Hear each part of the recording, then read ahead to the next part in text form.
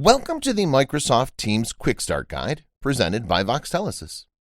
In this video, we'll demonstrate how to verify a new Teams user in PowerShell. We went over how to implement the VoxSBC in the GUI in our previous video. All of the commands in this video can be copied and pasted from the Microsoft Teams SBC tutorial for PowerShell, located in the VoxSBC portal. Log into your account and navigate to SIP registrations from the VoxSBC dashboard, then click on the Teams logo under Options. You can then click on the PowerShell section to view the commands. On your Windows device, navigate to PowerShell and select Run as Administrator. Before we enter any other commands, we need to enter Connect-Microsoft Teams to connect to Microsoft Teams with an authenticated account. Pick the account you wish to connect with and enter your password. Approve the sign-in request with the Microsoft Authenticator app and approve the request to sign in. We will now add the PSTN, voice routes, and policies to Teams. To begin, enter the following command: get-cs online user -identity. Then enter the new user and the unique domain from VoxSBC in quotation marks. Then type pipe FL registrar pool. The get-cs online user commandlet returns information about users who have accounts homed on Microsoft Teams. The pipeline operator FL or format list commandlet formats the output of a command as a list of properties in which each property is displayed on a separate line.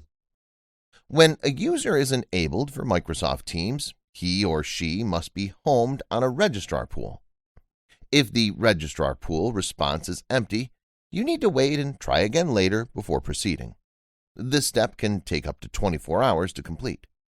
Your VoxSBC domain will not be ready for use until this step is completed successfully. You can now optionally remove the licensing for the SBC user, but do not delete the user. For our example, we'll next enter this command to create a PSTN usage record. Set-cs online PSTN usage identity global usage at add equals VoxSBC. Online PSTN usage records are string values that are used for call authorization, as they're used to link an online voice policy to a route. You can verify the list of PSTN usage records via the get-cs online PSTN usage commandlet. Next, we'll create a new voice routing policy that uses our PSTN usage record. New-cs online voice routing policy VoxSBC online PSTN usages VoxSBC.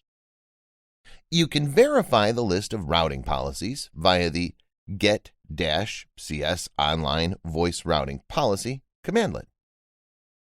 Next, we'll create a voice route to the VoxSBC SBC here.